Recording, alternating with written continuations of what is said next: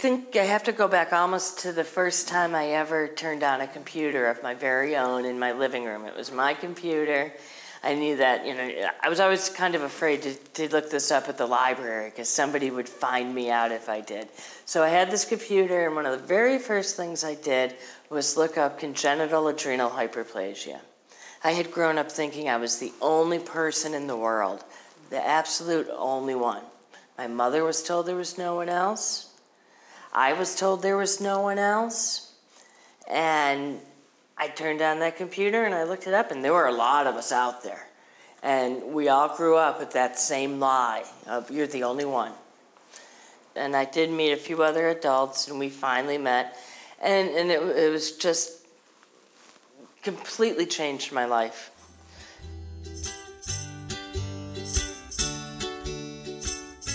So when I had the first vaginoplasty, I was like 12 or 13, I was young.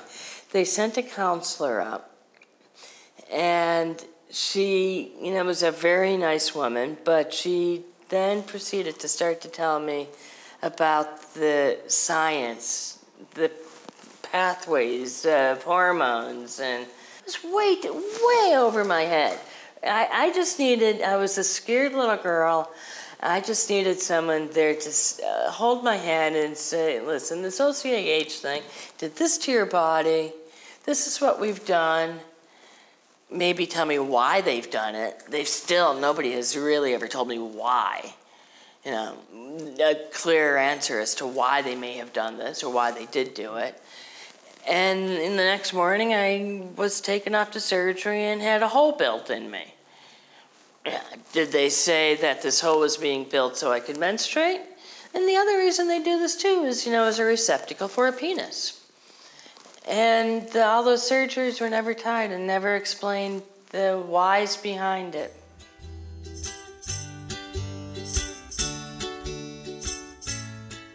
There's a community of intersex people as a whole, and it's an interesting community, and it's something I learned very early on doing the Bodies Like Ours work, was we understand each other, but if anybody's ever looking for an intersex community to be on the same page about everything, it's not going to happen.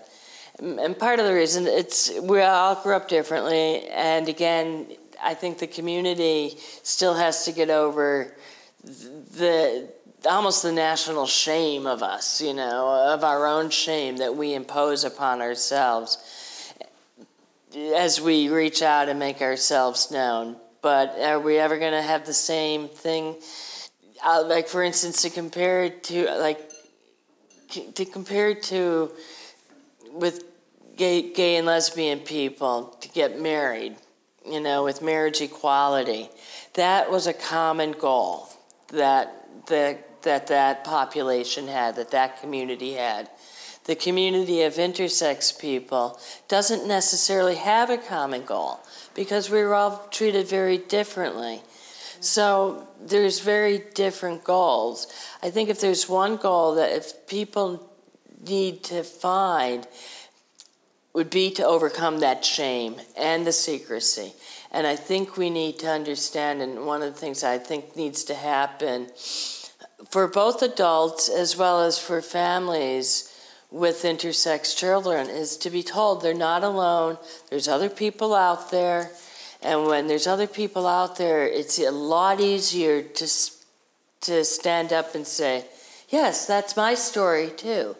It's real scary standing alone on a stage and not knowing if anybody else out there is intersexed, if anybody has any clue what you're talking about.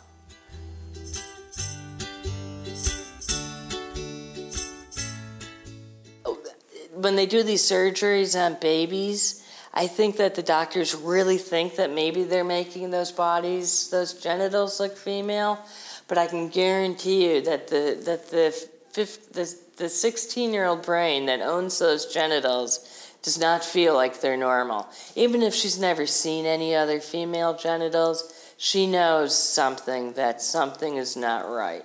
I know with myself, growing up, I always knew that my body was very different than any other girl I ever knew.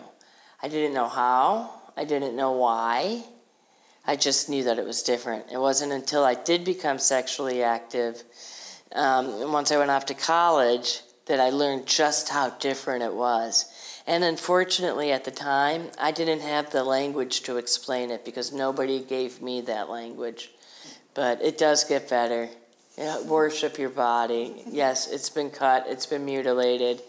If you ever see that doctor, you should probably, if you ever meet that surgeon, you should probably tell him or her to fuck off because they damaged you. I think it's good to confront those damages and to tell those doctors, yes, you have damaged my body, and I wish you hadn't have done that, or I wish you had left that choice to me.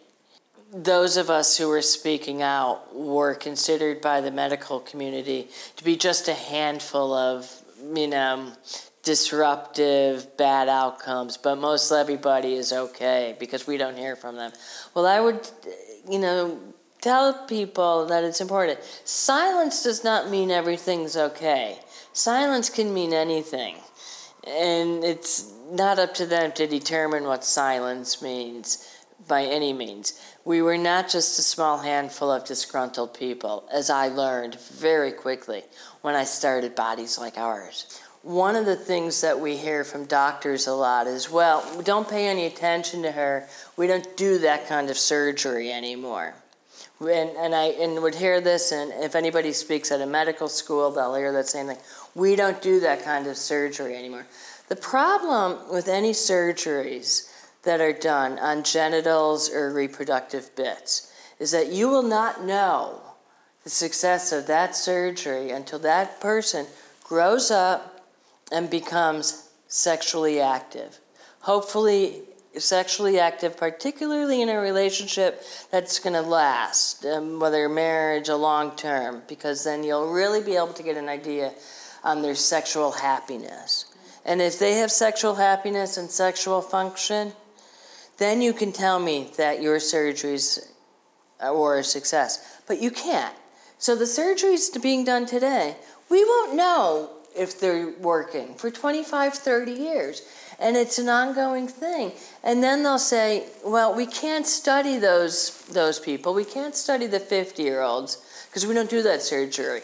Even the 20-year-olds, they'll say the same thing to that person. We can't study the surgery that you had because we don't do it like that anymore.